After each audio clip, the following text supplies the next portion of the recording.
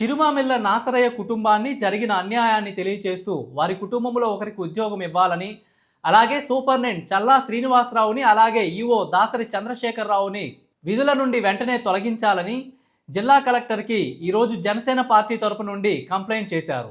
చిరుమాళ్ళ నాసరయ్య గారిని కుటుంబానికి ఉద్యోగం ఇవ్వాలని, అలాగే నష్టపరిహారం వాళ్ళకి చెల్లించి ఎవరైతే అధికారులు అయితే ఉన్నారో చల్లా శ్రీనివాసరావు గారు, దాసరి చంద్రశేఖరరావు గారిని, సూపరింటెండెంట్ గారిని అందరినీ కూడా సస్పెండ్ చేయాలని ఈరోజు మేము జనసేన పార్టీ తరపు నుంచి కలెక్టర్ గారికి వచ్చి మెమోరాండం ఇచ్చాం. 13 ఏళ్లుగా విధి నిర్వహణలో చనిపోయిన నాసరయ్య గారికి ఎట్టి పరిస్థితిలో కూడా న్యాయం జరగలేదు. ఒక వారం అయింది మేము ఇచ్చి అప్లికేషన్ కలెక్టర్ గారిని కలిసాం. కలెక్టర్ గారికి అన్ని విషయాలు తెలియజేశాం.